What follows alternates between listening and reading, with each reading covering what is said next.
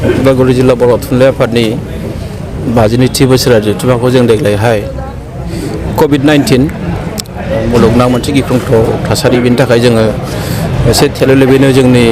मावख'आवनो खुंबाय आरो बेजों लोगोसे जोंहा रांखान्थिनिबो जेंना बेखायनो जोङो जा हायो जोंनि साफा सानै जोंखौ जाय मोजां मोनो बर' थुनलाइ आफादखौ बिथांमोननिफ्राय मदद लानानै जों खुंबाय आरो जोंहा फुं समाव जोंहा जोंनि बर' थुनलाइ आफादनि गोथार फिरफिला बेखौ बिरहोनायाबो जालांदों आरो बेखौ बिरहोदों जोंनि बर' थुनलाइ आफादनि जोंनि जिल्लानि आफादगिरि मुस्रि मानिक बसुमतारी बिथाङा आरो बिनि उनावहाय जोङो जोंनि थान्दै मेलखौबो जोङो दा बावैसो जों फोजोबदों। थान्दै मेलाव गोबांथार बाथ्राखौ जों सावरायदों जोंनि हारिनि राव थुनलाइ जोंनि हारिनि हारिमु जोंनि हारिनि जि मोनसे थामोनथा जोंनि हारिनि इयुननि जोंनि हारिनि जि मावनो गोनां बेफोरनि सायाव जों सावरायदों आरो बेफोरनि गेजेराव जों बुंनांगोन जे आथिखालाव बिटिआर गोरोबथानि गेजेरजों जों जायफोर माखासे दफा क्ल'ज जों मोननो हादों बेनि सायावबो जों सावरायदों आरो जों मोजां मोनदों जे जोंनि बर' रावा दिनै बिटिआर गोरोबथानि गेजेरजों बिटिआरनिजों लोगोसे आसामनि मोनसे फुल फ्लेजेड अफिसियेल राव मोनसे जादों जों बेखौ बरायदों। नाथाय आथिखाल जों नुनो मोनदों जे जोंनि बिटिआरावनो जोंनि बर' रावा बाहायजाया बिनि सायावबो जों सावरायदों आरो बिनि थाखाय जोङो बिटिआर सरकार आरो आसाम सरकारखौ आरो जोंनि मानसिफोरखौ जों बाहायनायखौ जोङो खावलायगोन जे बर' रावखौ हानायमानि बाहायनांगौ। नाथाय नैबे नङा जे जोंनि रावखौ बाहायनायाव गुरुत्त' होनाया गुबुन हारिनि रावखौ नेवसिनाय बे नङा। जों गुबुन हारिनि रावाबो थागोन हारसायाबो थागोन बर'आबो थागोन इंराजियाबो थागोन हिन्दीयाबो थागोन आरो बेजों लोगोसे जों दिनै मा होनना बुंदों जों बर' थुनलाइ आफादनि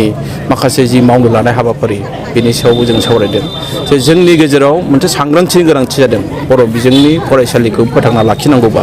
जोंनो सांग्रांथिनि गोनांथि जादों बे सांग्रांथिया माबोरै फैगोन जों बेनि सोमोन्दैबो सानलायदों आरो जों मोनसे खोथाखौ एखेबारे रोखा जादों जे स्पष्ट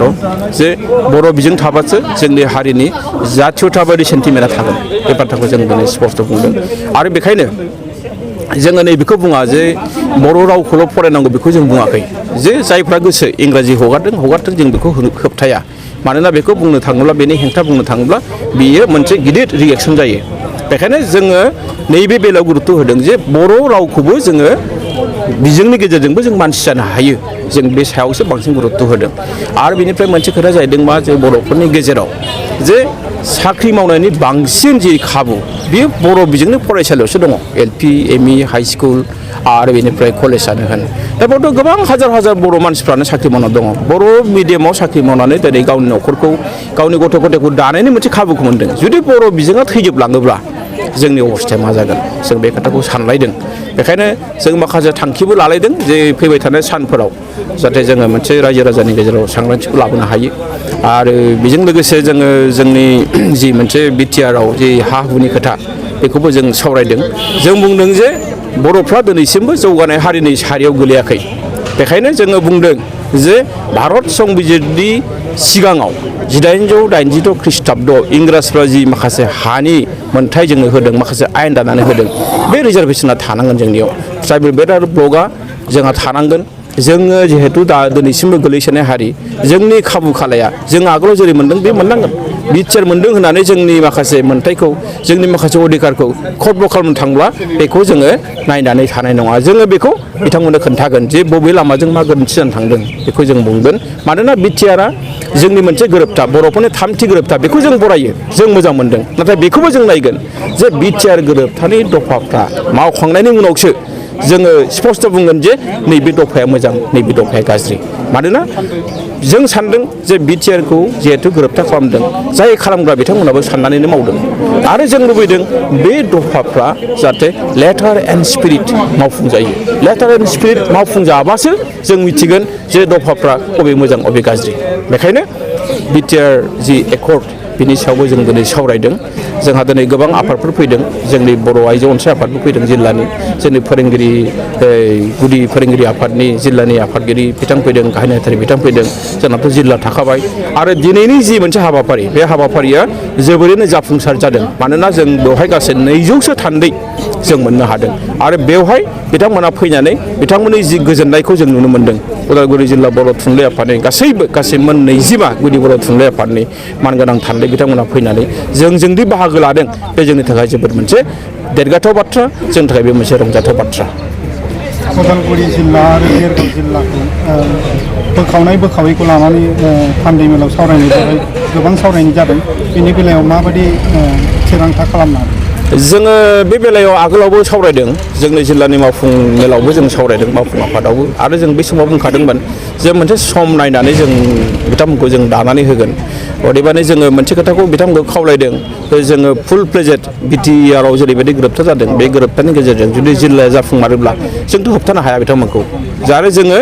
बेखौ बै समाव जों दानानै होगोन अदेबानि बिथांमोना नांथाबबाय थादों जे दिनैनो दानांगौ होननानै खिन्थु जोंहा दिनै मानिजाथाव आफादगिरि बिथाङा खोब मोजाङै माखासे थांखि बिथाङा लाहोदों आरो बिनि गेजेरजों मोनसे गोरोबथायाव फैदों दिनै बे जाथ'वा जों बेखौ फैबाय थानाय समाव जों गावनो जों थांनानै जों दानानै होगोन आरो बिसेसकै जों बुंदोंमोन जे बोसोरसेखौ थाबाव मानोना आथिखालनि जेनोखि मावनायनि सम बेयो बोसोरसे दंबावो एबा 2022 मायथाइयाव बे जोबहैगोन 2022 मायथाइयाव जोङो दानानै होगोन नाथाय जों मिथिया जे बिथांमोना बबे मोनसे एंगेलनिफ्राय फैनानै एखेबारे दाथारनांगौ होननानै बुंबाय थादों जोंखौ बे दुखु होदों आसलते आरो बिसेसकै जोङो दिनैनि जि मोनसे जुथुमा बे जुथुमायाव आं बिसेसकै जोबोद जिउयै माहामै नांनानै बेखौ दाफुंदों आरो आं दिनैनि समाव बेखौ लुबैयाखै जे बे इस्युआव फैनांगौ होननानै आरो आं बेखायनो बांसिन दुखु मोनदों आरो बिसेसकै आं दिनै रायखांगोन जे जोङो गासैखौबो लेंदों जों दिनैनि बे मेलाव जोङो राजखान्थियारि नङै जों गासैखौबो लेंदों जोंनि बिटिआरनि गासैबो जोंहा MCLA बा जोंनि EMफोर दङ जोंनि आसामनि मन्थ्रि मानिजाथाव रिहन दैमारि बिथांखौ जों लेंदों जोंनि सरन बर' बिथांखौ जों लेंदों आब' कमलिखौ जों लेंदों जोंनि फैलाव बिथांखौ जों लेंदों जोंनि निलुत बिथांखौ जों लेंदों दा बेवहाय गासैबो सफैनो हायाखिसै खिन्थु जोङो दिनै जि सावरायदों बेयो आं सानदों बे जोबोद मोजां जादों आरो बिथांमोननो आं बे मेसेजखौ होगोन जे दिनैनि सावरायनाया जोंहा बहाय खुनु मोनसे राजखान्थियारि गाब जोंहा बहाय गैया जों जोबोद रंजादों उदालगुरि जिल्ला बर' थुनलाइ आफाद हिसाबै जोंनि दिनै जि माखासे बाथ्रा सावरायनो हादों निस्सय बेयो मोनसे जोंनि हारिनि मोनसे माइल खुन्थिया जानानै थागोन बेयो मैया गोबां भेन्सार स्कुलफोरनि फोरोंगिरिफोरा माने एपइन्टमेन्ट मोनबाय दा बिथांमोननि सायाव माबायदि मोन्दांथि बर' थुनलाइ आफाद नंगौ जोङो नोजोर होदों जे आसाम सरकारनिफ्राय जि मोनसे फरायसालि लानायनि बाथ्रा फोसावदों बेवहाय गोबां फरायसालिया थांदों खिन्थु गोबाङा थांबावाखै दिनैबो गोबां दंबावो आरो जों बेखायनो लुबैदों जे जोंनि बर' बिजोंनि फरायसालिफ्रा आसलते गंसेबो थालांनो नाङा मानोना बर' बिजोंनि फरायसालि माने बिथांमोना बर' फोरोंगिरि बिथांमोना गोबां बोसोर माने 20 बोसोरनि बांसिन बिथांमोना खाथिनानै दङ जों लुबैदों बे फरायसालिफ्रा जाजोबनांगौ आसाम सरकारजों जि लाजादों आरो जोंहाथ' मोनसे आन्दाज जादों जे मैया जि फोसावनाय बा दाख्लै जि फोसावनाय बे आसलते आसाम सरकारनिसो बियो बे बिटिआर गोरोबथाजों फैनाय नङा बियो बेखायनो बिटिआर गोरोबथाया बिथांमोना बिटिआर गोरोबथानि स्पिरिट मथे मावनानै बर' बिजोंनि फरायसालिखौ गासैखौबो लांनायखौसो जों लुबैदों जिल्लायाव गंसेबो बर' बिजोंनि फरायसालिया भेन्साराव थानो नाङा बे जोंनि डिमान्ड बे जोंनि मानिजाथाव बिटिआरनि चिफ आथिखालनि प्रमद बर' बिथांनिसिम जोंनिफ्राय स्पष्ट भाबै खावलायनाय जे उदालगुरि जिल्लायाव थानाय गासैबो बर' बिजोंनि फरायसालि LP ME high school even college बे गासैबो सरकारि खरन जानांगौ आरो बेजों लोगोसे जिहेथु जोङो माने लिभ टुगेदारनि बाथ्रा बुंदों एसामिस मिडियामखौबो हानायमानि लांफानांगौ जाहाथे बिथांमोनाबो साननो नाङा जे जोंहा थालांबाय बे खोथाखौ बिथांमोनाबो जाहाथे अनुभब दा खालामथों आरो बे जोंनि खावलायनाय आसाम BTC गभर्नमेन्टनिसिम बिटिआर गभर्नमेन्टनिसिम मेलनि उनाव दायो सेमिनार जागोन होननानै मिथिनो मोननाय जादों बे सेमिनारा मानि सायाव जागोन जोंहा बेयो आथिखालनि बर' बिजोंनि हालोद आरो बेनि सायाव बेखौ रैखा खालामनायाव बर'नि माहारियारि आफादफोरनि बिहोमा जोंनि बर' बिजोंखौ जों दिनै मिथिदों जे गोबां फरायसालिया थैनो थांगासिनो दङ थैलांगासिनो दङ आरो आं दहाय बुंखादों जे बर' बिजों गैयाबा जोंनि हारिनि जातीयताबाद जि मोनसे इन्डास्ट्रि जायनिफ्राय जातीयताबाद सेन्टिमेन्टआ फैयो बे खिन्थु गोमालांगोन दिनै जों ओरैबायदि मोननो हायो जे जायफोरा बर' बिजोङाव फराया बिसोरो मुंख्लं बिहुराम बर'आ सोर सोरबां सुबुं बिहुराम बर'आ सोर बेखौनो मिथिया जुदि बिथांमोनखौनो जुदि सिनायाबा जोंनि गावनि हारिनि जारिमिनखौनो मिथियाब्ला जों मा आसा खालामनो हानो बिथांमोननिफ्राय बेखायनो जों बुंदों जे जायफोर गुबुन बिजोङाव फरायबाय थाथों नाथाय जोंहा जोंनि हारिनि बिजोंखौबो जों फोथांनांगोन आरो जों बिनिखायनो जोंनि माखासे रोंगौसा सुबुं जों लेंहरदों फुंखा सुबुं लेंहरदों अदेबानि समा गोबां बारबाय जों जा हायो अब्लाबो सावरायगोन जे जोंनि बर' बिजोंखौ फोथांनायाव बर' थुनलाइ आफादा खुनुदिन कमप्रमाइस खालामा नाथाय नैबे सैथो जे जोङो सोरबा गुबुन बिजोङाव हगारनायखौबो जों बादा होआ जों गाज्रि मोना नाथाय जों बेखौ लुबैगोन जे जायफ्रा बर' बिजोङाव साख्रि मावदों बिथांमोनहा मोजाङै फोरोंथों मानोना बर' बिजोङाव जुदि मोजां सोलोंथाइ होनो हाब्लासो फोरोंगिरिफ्रा मोजां गियान होनो हाब्लासो फरायसाखौ मोनगोन फरायसाया जेब्ला मोजां रिजाल्ट खालामगोन अब्लासो गार्जेनफ्रा गोसो बोगोन जे नंगौ बर' बिजोङाव फरायनानै